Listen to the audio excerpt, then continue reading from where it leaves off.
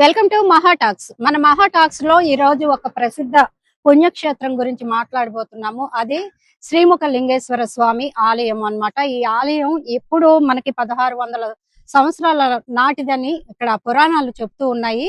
అందులోనూ ఇది స్వయంభూగా వెలిసింది. మరి ఇక్కడ మనం చూసుకోవచ్చు, ఐ లవ్ శ్రీముఖ లింగం అని చెప్పేసి మనకి కనిపిస్తూ ఉంది. అయితే దీని వెనకాల చూసుకుంటే ప్రకృతి పరంగా మనకి కొండలు కోనలు పచ్చగా చాలా బాగా కనిపిస్తూ ఉంది. మరి ఆలయం లోపలికి వెళ్ళి ఏమేమి ఉన్నాయో మనం చూసేద్దాం రండి. శ్రీముఖలింగేశ్వర దేవాలయం శ్రీకాకుళం జిల్లాలో జలుమూరు మండలంలోని ముఖలింగం గ్రామంలో ఉంది. ఇది శ్రీకాకుళం నుండి 46 కిలోమీటర్ల దూరంలో ఉంది. ఇక్కడ చరిత్ర ప్రసిద్ధి చెందింది. ముఖలింగేశ్వర స్వామి, భీమేశ్వర స్వామి, సోమేశ్వర స్వామి ఆలయాలు ఉన్నాయి. ఇవి చక్కని శిల్పాలతో కన్నుల పండుగ చేస్తాయి. ఈ గ్రామం మామిడి తోటలు శోభాయమానంగా అగుపించే కొబ్బరి తోటలకు ఆలవాలం. దేవాలయ పరిసరాలతో ఉన్నంతసేపు భగవంతునిపై భక్తి ప్రవత్తులతో పాటు మనసుకు ఆహ్లాదం కలుగుతుంది. ఇక్కడ లభించిన ఆధారాలను బట్టి ఈ గ్రామం ఒకప్పుడు రాజధానిగా ఉన్నత దశను అనుభవించిందని తెలుస్తుంది. ఆయా కాలాల్లో ఇక్కడ బౌద్ధ, జైన, హిందూ మతాలు వర్ధిల్లాయని కూడా తేలింది. చిత్రం ఏమిటంటే ఇక్కడ దొరికిన ఏ శాసనంలోనూ ఈ ఊరి పేరు ముఖలింగం అని పేర్కొనలేదు. నగరం కళింగ నగరం, కళింగ దేశ నగరం, కళింగవాణి నగరం, నగరపువాడ, త్రికళింగ నగరం మొదలైన పేర్లతో ఉన్నాయి. శ్రీముఖలింగం పేరులోని చక్కని అర్థం ఉంది. శ్రీముఖలింగం అనే పదానికి పరమేశ్వరుడు లింగంలో కనిపించుట అని అర్థం. ఈ దేవాలయంలోని శివలింగాన్ని ఏ దిశ నుంచి చూసినా మన వైపే చూస్తున్నట్లు ఉంటుంది. దేవాలయ గోపురం చాలా ఎత్తుగా ఉంటుంది. కాశీలో లింగం, గంగలో స్నానం, శ్రీశైలంలో శిబిరం, శ్రీముఖలింగంలో ముఖదర్శనం చేసుకుంటే మోక్షం సిద్ధిస్తుందని భక్తుల నమ్మకం. శ్రీముఖలింగేశ్వరుని ఆలయానికి పక్కనే ఆంజనేయ స్వామి ఆలయం ఉంది. భక్తులు శ్రీముఖలింగేశ్వరుని దర్శించుకున్న తర్వాత ఆంజనేయ స్వామిని దర్శించుకోవడం ఇక్కడి ఆనవాయితీగా వస్తోంది. శ్రీముఖలింగేశ్వరంలో 3 చోట్ల ముక్కోనపు ఆకారంలో 3 ఆలయాలు ఉన్నాయి. వాటిలో ప్రధాన ఆలయం మధుకేశ్వర ఆలయం. ప్రస్తుతం ఆర్కియాలజీ డిపార్ట్మెంట్ వారు మధుకేశ్వర ఆలయం చుట్టూ సుందరమైన క్యూ కాంప్లెక్స్, పచ్చని మొక్కలతో సుందరమైన పార్కు ఏర్పాటు చేశారు. దీనికి అభిముఖంగా కొంత దూరంలో భీమేశ్వర ఆలయం ఉంది. ఈ 2 ఆలయాలకు కాస్త దూరంగా ఊరి ప్రథమార్థంలో అధునాతన వాస్తు పద్ధతిలో అద్భుత సోయగాలు కురిపిస్తూ సోమేశ్వర ఆలయం భక్తులకు ఆహ్వానం పలుకుతున్నట్లుగా ఉంటుంది. ఇక ఇందులో ప్రతిష్టమైన లింగాన్ని శ్రీముఖ లింగేశ్వరుడు అంటారు. ఈ ఆలయంపై సుమారు 100 సంవత్సరాల కిందట పిడుగుపడింది. పిడుగుపడినప్పుడు ఆలయ శిఖరం దెబ్బతినగా దాన్ని ఆర్కియాలజీ డిపార్ట్మెంట్ ఆఫ్ ఇండియా వారు పునరుద్ధరించారు. ప్రస్తుతం ఈ 3 ఆలయాల్లోనూ శిల్ప కళా సంపద చూపరులకు కనువిందు చేస్తుంది. ఈ ఆలయం చాణక్య శిల్పకళా వైభవానికి దర్పణం పడుతుంది. ఈ ఆలయాలు 573, 1058 సంవత్సరాల మధ్యకాలంలో నిర్మించారని చరిత్రకారులు చెబుతూ ఉంటారు. ఈ ఆలయంలో గర్భాలయం కాక 8 వైపులా 8 లింగాలు ఉన్నాయి. ఇక్కడి అమ్మవారు వారాహిదేవి. సప్తమాతృకలలో ఆమె ఒకరు. మిగిలిన వారు బ్రాహ్మి, మహేశ్వరి, కౌమారి, వైష్ణవి, ఇంద్రాణి. వీరు పార్వతీదేవి అవతారాలు. ఇక్కడి శిల్పాలలో వరాహ అవతారం, వామనావతారం, సూర్య విగ్రహం ఉండటం విశేషం.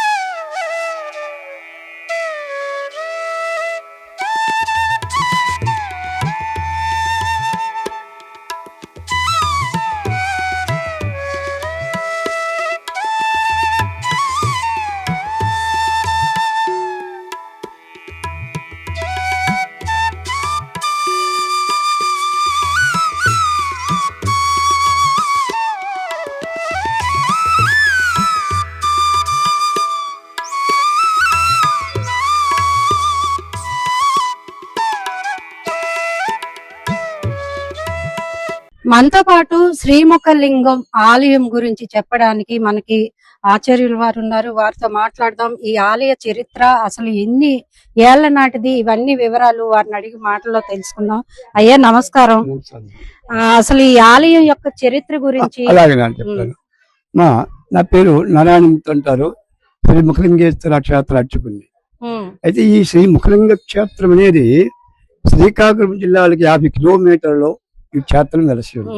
ఇది స్వయంభూ క్షేత్రం. ఇది స్వయంభుగా వెలసిన క్షేత్రము. అందుకే సంశయం కూడా పడక్కర్లేదు.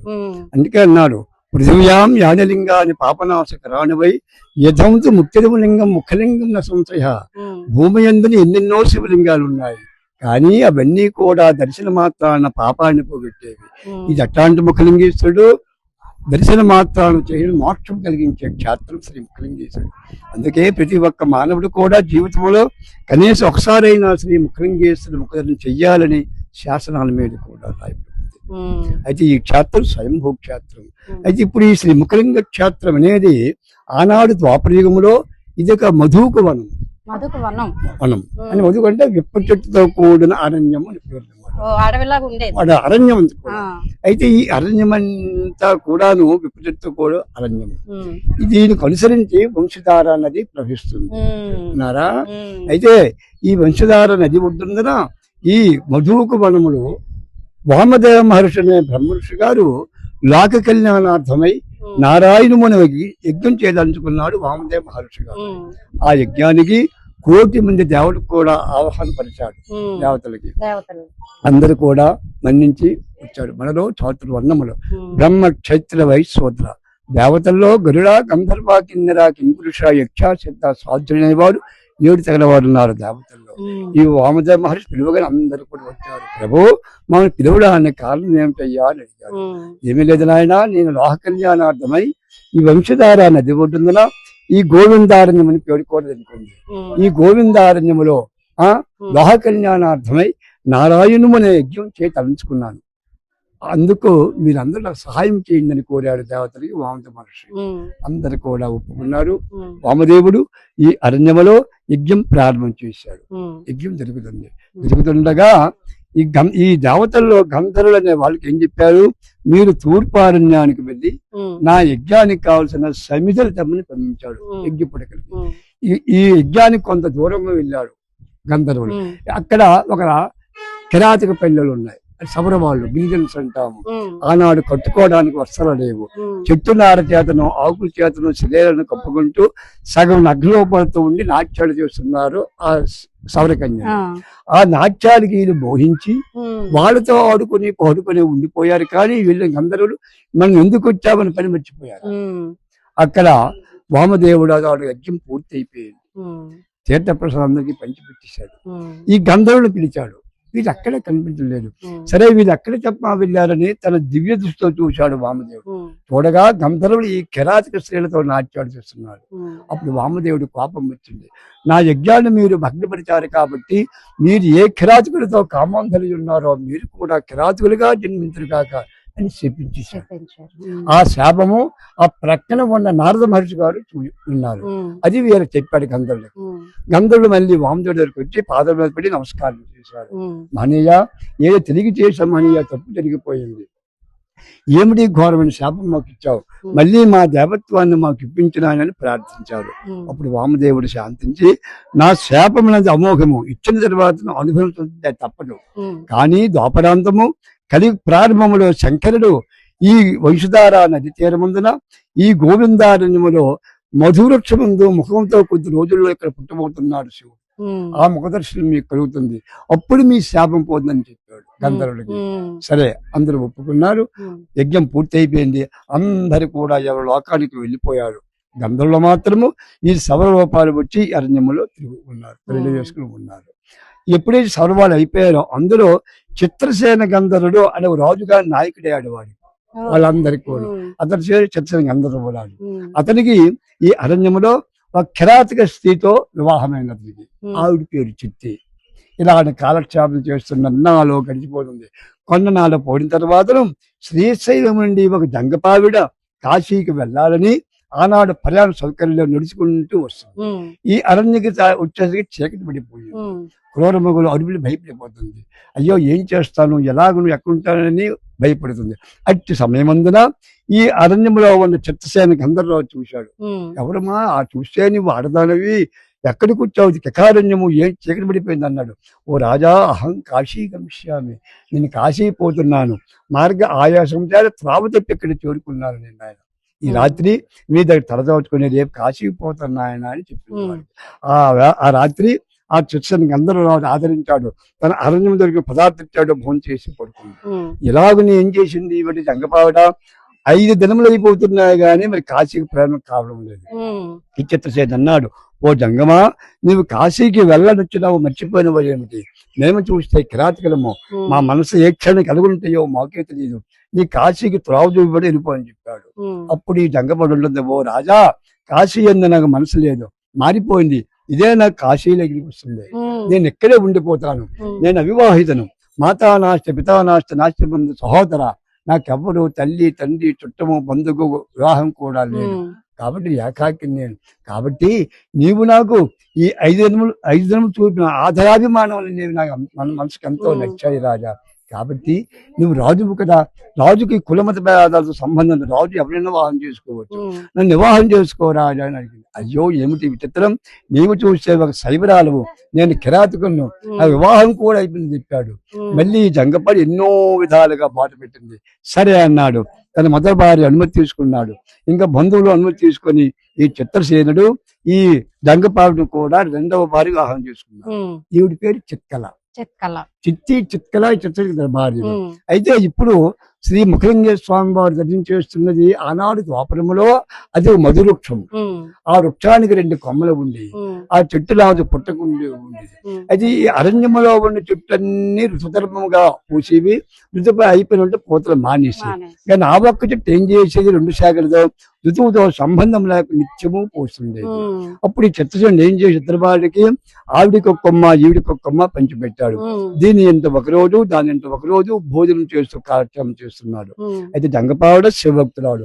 నేను నదికి వెళ్ళి స్నానం చేసుకుని పంచాక్షి జపించుకుంటూ వచ్చి ఆ చెట్టు దగ్గర వచ్చి ఆ చెట్టుని కింద పుట్టని లింగ స్వరూపంగా మనసులో భావించుకొని ధూపదీప నైవేద్యాలు నమస్కరించగా ఈ జంగపావుడ చిత్కల పేరు బాగా బంగారు పూలు పడుతుంది. ఈ సవరదాయి చిత్తేకి చుచిలేదు, పడుకో లెగిసేది, ఒక చీపురు కంప పట్టి తుడిచేది, దీని ఎప్పుడు పడుతుంది. వీరిద్దరు కూడాను ఈ నది అవతల ఒడ్డున సుమంతపురం అగ్రహారం ఉండేది. అందులో సుమంతుడు కాంతి ఉండేవాడు. వీరిద్దరు ఆ పువ్వులు అమ్మేవాడు. ఆ సుమంతుడు ఈ జంగపావుడు చిత్కలకి ఏం చేశాడు, పప్పు పెరుగు తేనె బియ్యం మంచి మంచి పదార్థాలు ఇస్తున్నాడు. ఈ సవరదాయి చిత్తికి తోడు నూకలు పిండిచ్చాడు. ఈవిడ దెబ్బలాడింది, ఏమిటి కోమటి, ఇద్దరము కూడా ఒకే చిట్టు పువ్వులు తెచ్చాం కదా, మరి ఆవిడ కాపదార్థాలు ఇచ్చావి ఏంటి, నాకేంటి నూకలు పిండిచావు, అమ్మా మీరు ఎక్కడ తెచ్చారో నాకేం తెలుసు, కానీ ఆవిడ తెచ్చిన బంగారు పువ్వులు, నువ్వు తెచ్చిన వెప్ప పువ్వులు ఎవరు తగ్గట్టుగా ఇచ్చానన్నాడు. ఇంటికి 2 ఆళ్ళు వచ్చారు, ఘోరమైన కలహం పెట్టుకున్నారు. భర్త చూశాడు, సరే అన్నాడు. రేపటి నుండి దాని కొమ్మ నువ్వు, నీ కొమ్మ తీసి కొమ్మలు మార్చి.